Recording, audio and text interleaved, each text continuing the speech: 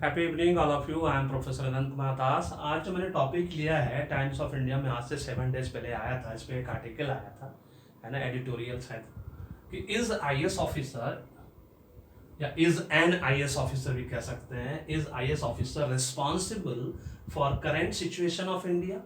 हमारे देश का जो भी प्रेजेंट वर्तमान सिचुएशन के लिए क्या हम आईएएस ऑफिसर को जिम्मेदार ठहरा सकते हैं? तो मेरे नॉलेज के हिसाब से जो मैंने अभी 26 साल में और अपने घर में, चूंकि मेरे पिताजी खुद, है ना, सचिव थे बिहार गवर्नमेंट का, तो मैं आईएएस ऑफिसर लोगों को क्लोज से जानता हूँ। अभी मेरे बड़े भाई के दो मित्र, है ना, principal secretary to chief minister हैं, दो बड़े स्टेट में, नाम नहीं बताऊंगा आप लोगों को, है ना। तो उसके माध्यम से मैं बहुत क्लोज से, मेरे चचेरे बड़े भाई अभी रिटायर हुए हैं एसएसपी आईजी से, तो मैं बहुत क्लोज रिलेशन में रहा हूँ। मेरे घर में या तो लोग मिलिट्री में, या तो फिर पुलिस में, या तो फिर सिविल सर्विस में है। तो मैंने मेरे फैमिली, फ्रेंड, रिलेटिव, नेबर, इस तरह से, है ना, आपस में, तो मैं चूंकि बहुत क्लोज से जानता हूँ इन सब चीज़ों को, बहुत सारे और उनको देखा है पावर को एक्सरसाइज करते हुए। तो आज मैं आप लोगों को फिर से बड़ा दुख आश्चर्य के साथ ये बताने जा रहा हूँ कि उनको जिम्मेदार ठहराया जाता है आईएएस अफसर को। आपको आज बता दूं कि उनको दिखावे के लिए बहुत बड़ा पोस्ट दे दिया गया है। डॉक्यूमेंट पे बहुत पावर है, इतना पावर है कि हो सकता है प्रधानमंत्री से वो रिक्वेस्ट करें कि आप एक बार डिस्ट्रिक्ट में आइए, आपसे कोई सवाल जवाब करना है, तो प्रधानमंत्री को भी आना पड़ जाएगा। इतना पावर है उनके पास, लेकिन सिर्फ दिखावे के लिए है ना। तो रियल मायने में अगर इस क्वेश्चन का जवाब मुझसे पूछिएगा, जो मेरी अपनी अंडरस्टैंडिंग है, जो मैंने आज तक रिसर्च किया है, मैं हमेशा कोई चीज़ बिना रिसर्च के नहीं बोलता हूँ। मैं गूगल सर्च, विकीपीडिया, किताब और भी सोर्सेज, जितने फैमिली फ्रेंड रिलेटिव जहाँ भी जिस बड़े बड़े पोजीशन पे हैं, सबसे कांटेक्ट करने के बाद आज मैं बचपन से देखता रहा हूँ नौटंकी ये सब चीज़, है ना। तो मैं कह सकता हूँ कि इसका जवाब है नो, बिल्कुल नहीं। आप पूरा वीडियो को ध्यान से देखिएगा, आपको समझ में आ जाएगा कि उनको कैसे आप जिम्मेदार ठहरा सकते हो। उनकी हायरार्की क्या है, सबसे पहले ये समझना होगा कि उनका डेजिग्नेशन, उनका पोजीशन क्या है, कैसे वो समझना होगा, है ना। एक आईएएस अफसर को आप civil service UPSC IAS exam के माध्यम से वो आईएएस बनते हैं, है ना। उसके बाद उनको ट्रेनिंग के लिए भेजते हैं, 3 to 7 ईयर्स लगता है उनको डीएम बनने में, डिस्ट्रिक्ट मजिस्ट्रेट ने किसी डिस्ट्रिक्ट का मालिक बना के भेजते हैं कि आप डीएम हो गए, 3 to 7 ईयर्स। इसका मतलब क्या हुआ कि ट्रेनिंग के बाद जो है ट्रेनिंग आईएएस के रूप में आप एसडीएम, फिर एडीएम, फिर डीएम, और वो बनते बनते 7 साल लगता है। इस 7 साल में आप सारा दाव पेच सीख जाते हैं। और सबसे पहले आपको ये बता दें कि हमारे देश में 80% आईएएस, आईपीएस, आईआरएस और आईएफएस जो लोग बनते हैं, वो बनते ही हैं बेईमानी के लिए। जी हाँ, ये सत्य है, इस सत्य से कोई नहीं झुठला सकता। हम लोग तो आंखों से देखे भी हैं, जानते भी, उनका नाम भी जानते, सब कुछ जानते हैं, है ना।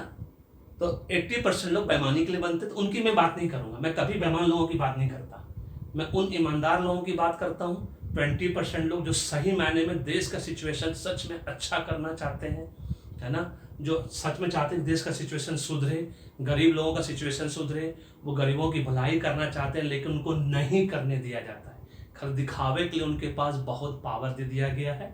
और आईएएस आईपीएस में तो इतना ज़्यादा डिफरेंसेस है जिसका कोई नहीं, कुछ नहीं कहना। यूपीएससी आईएएस एग्जाम में सिर्फ 20 से 50 मार्क्स के बीच का डिफरेंस होता है, ओनली 20, और आप आईएएस आईपीएस बन जाते हैं। और उसके बाद आईपीएस का जो हाईएस्ट डेजिग्नेशन वो डीजीपी है, और आईएएस का जो हाईएस्ट डेजिग्नेशन वो कैबिनेट सेक्रेटरी रैंक का है, जो कि सेंट्रल लेवल पे, जो कि प्रधानमंत्री को रिपोर्ट करता है। इतना ज़्यादा गैप है।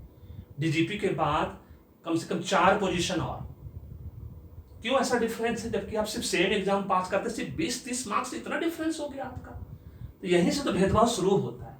और ये भेदभाव क्यों शुरू होता है, कैसे शुरू होता है, अब चलते आपको हायरार्की समझाते हैं। हमारे देश में सबसे पहले प्रेसिडेंट है, महामहिम जिसको हम कहते हैं, फिर वाइस प्रेसिडेंट है ना, वाइस प्रेसिडेंट, उसका प्राइम मिनिस्टर हमारे आदरणीय मोदी जी हमारे, उसके स्पीकर राज्यसभा लोकसभा की स्पीकर।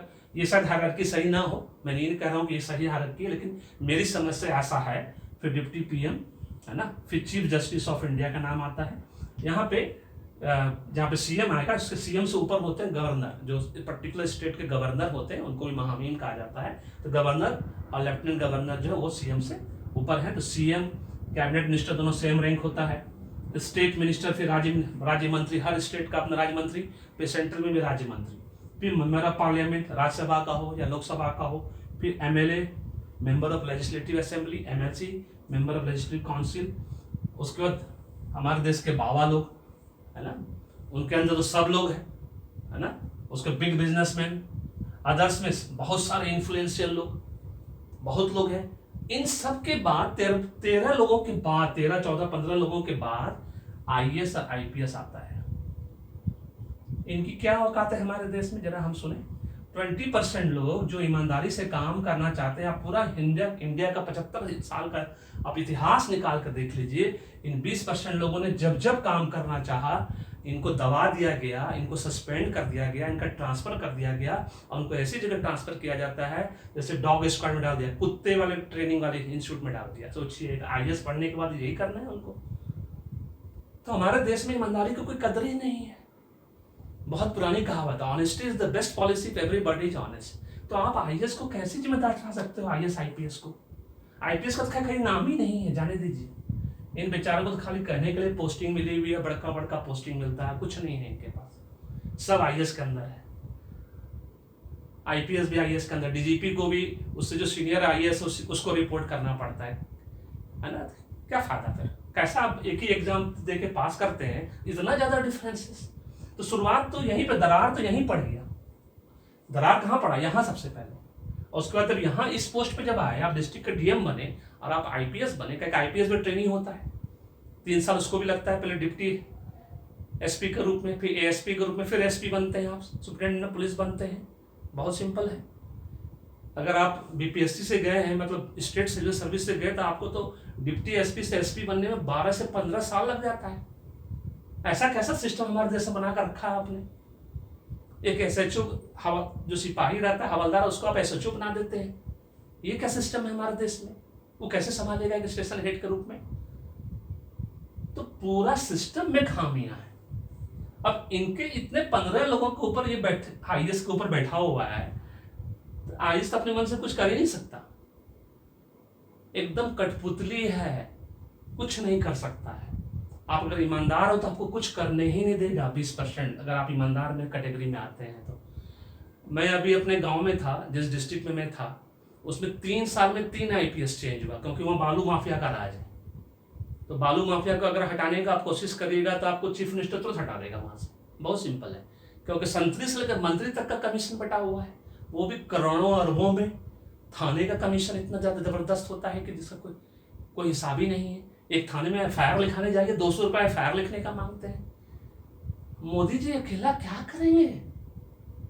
वो कितनों ईमानदार रहे, उनका टीम वर्क तो टीम लोग मेंबर तो ईमानदार नहीं है ना। बहुत सिंपल है, 545 में 80% लोग उनका बेईमान है, चाहे उनकी गवर्नमेंट हो, चाहे कांग्रेस की गवर्नमेंट है, किसी और की गवर्नमेंट है। तो हमारे देश के 80% नेता तो बेईमान है। तो 80% जो आईएएस आईपीएस जो बेईमान लोग, उनके साथ खूब जमती है उनकी। तो जब सबको मिलके खाना ही है तो देश की तरक्की कैसे होगी, जरा हम सुने। और जो 20% लोग कुछ अलग हटके करना चाहते हैं, मेजोरिटी से बिल्कुल हटके कुछ करना चाहते हैं, तो उनको करने ही नहीं दिया जाता है। तो ये 20% के लिए जो डॉक्यूमेंट्स पे जो पावर लिखा होगा, ऐसे 20% लोगों के लिए, लेकिन उसका यूटिलाइज तब होगा ना जब आपको करने देगा। आप एक काम अपने मन से करके देखो, तुरंत पहले तो लोकल एमएलए एमएलसी आपको धमका देगा, एकदम फोन करके खटाक से एकदम। आपने इसकी बात नहीं सुनी तो एमपी उसी डिस्ट्रिक्ट में, वेरी सिंपल। एमपी का बात नहीं सुनिएगा तो स्टेट मिनिस्टर, उनकी बात नहीं सुनिएगा तो सीएम तो खैर जरूरत नौबत नहीं आती है, क्योंकि आईएएस आईपीएस का खाली बस एक ही चीज बढ़िया है कि इनको सस्पेंड सब लोग नहीं कर सकता है। इनको सस्पेंड अगर डायरेक्ट आईएएस आईपीएस आप हैं तो सिर्फ सीएम आपको कर सकते हैं, वो भी रिकमेंडेशन पे। सीधी सी बात है, बस यही सेफ है कि आपको ट्रांसफर किया जा सकता है, आपको किसी और स्क्वाड में लोअर लेवल दिया जा सकता है, या आपको बहुत बड़ा पोस्ट देके कहीं इंडस्ट्री में भेज देगा, जाइए आप सड़ते रहिए, सेक्रेटरीट में भेज देगा, सचिवालय में भेज देगा, जहाँ कोई काम ही नहीं है। आप 11 बजे ऑफिस जाइए, शाम को 5 बजे आ जाए, कोई एक फाइल तक नहीं मिलने वाला।